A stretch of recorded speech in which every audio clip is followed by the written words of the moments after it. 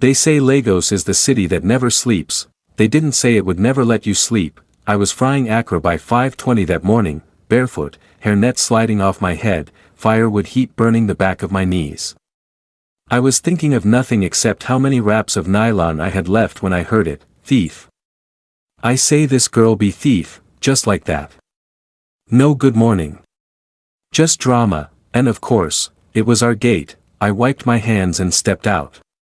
There she was, Mama Taye, wrapper loose, one breast half out, holding my younger sister Taye by the arm like a prisoner. I day talk say nah she take the phone way day for my window.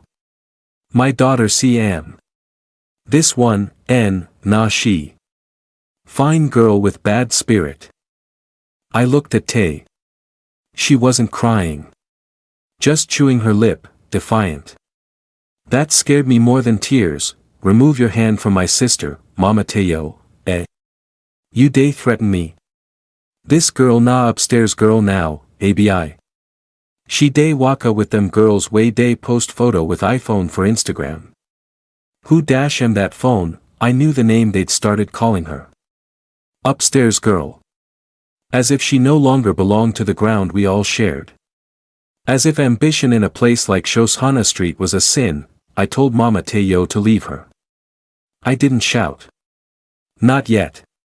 But my voice had that edge that says, today is not the day to try me, and that's how the first customer walked away from my Accra that morning. Drama is bad for business, but worse for respect.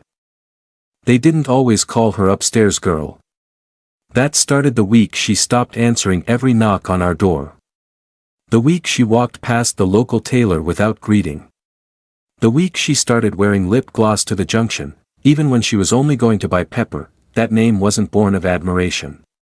It was punishment. In Shoshanna Street, no girl earns that kind of nickname without first stepping on toes. Taye did more than that, she walked on heads without apologizing.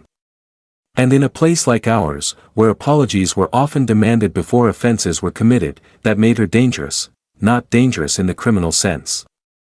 Dangerous in the way young women become when they no longer bend. We shared a single room on the top floor of a decaying Face Me I Face You building that smelled permanently of sweat, kerosene, and resentment. You could hear babies cry and lovers argue through the walls. Our mattress lay flat on the concrete like a flattened dream. Taye and I took turns using the single standing fan we'd inherited from a neighbor who moved up in life, up as in he relocated to Ikorodu and got married to a woman with good skin.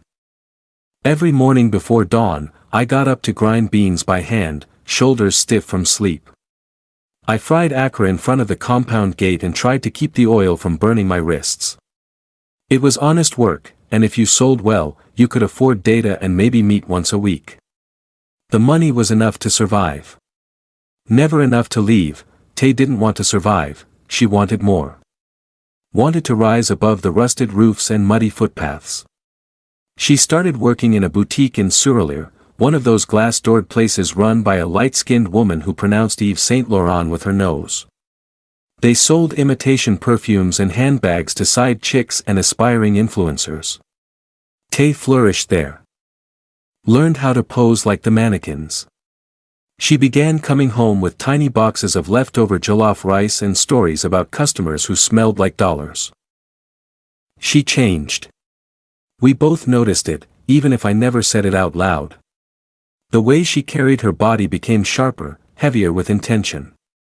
She no longer lingered to chat with the other compound girls. No longer stayed back to scrub the corridor or fetch water for Mama Sunday. Her edges hardened, even toward me. I can't say I blamed her. The woman who made the accusation was Mama Taye, the one who once asked Taye to help type a Facebook post for her church. The same one who'd borrowed palm oil from us during the lockdown. Her voice was thick with performance, her arms flying like she was casting out a demon, but that wasn't what this was about. Not really, it was about a girl who had outgrown the story they wrote for her. And that kind of rebellion needs to be corrected, loudly, publicly, violently if necessary. Taye was searched. Her handbag spilled onto the wet floor. Lip balm. A charger. Receipts. An old notebook. No phone, still, no one apologized, by evening, the gossip had already evolved. Some claimed Taye had been caught before. Others swore she slept her way into the boutique job. Someone even hinted she was bleaching, just because her skin had begun to glow. That night, I couldn't sleep. Taye was curled on her side, back to me, her breathing soft and even. But I knew she wasn't asleep. I knew because I wasn't either. Because silence, when shared, becomes heavier than words, I stared at the ceiling, counting the cracks. They looked like the kind of roads you take when you're lost and pretending not to be.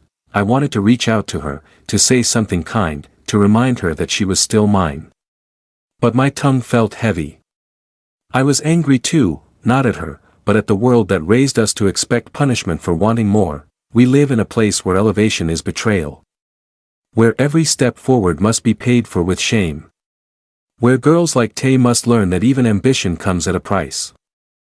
I had learned that long ago. Quietly. Obediently, she refused to, and that made me proud, even when it scared me. By the next morning, the compound had returned to its usual noise, buckets clanging, babies crying, generators humming like tired prayers. Nobody mentioned the phone again. The accusation faded. But the scar remained. Taye left earlier than usual that day. She wore her boutique outfit, the red pencil skirt with the small slit, the blouse with shoulder pads. She wore it like armor. Her walk was sharper. Chin higher. Someone hissed at her as she passed. She didn't turn back. They call her upstairs girl now. They think she's above us. That she wants out, they're not wrong. But I'm the one who raised her when mama couldn't. I'm the one who stayed, and I'm not about to let this street swallow her, not if I have to claw her back with both hands. This has been episode 1 of Shoshanna Street. Stay with us. Episode 2 drops soon. Follow. Share. Come back, because the street is always watching.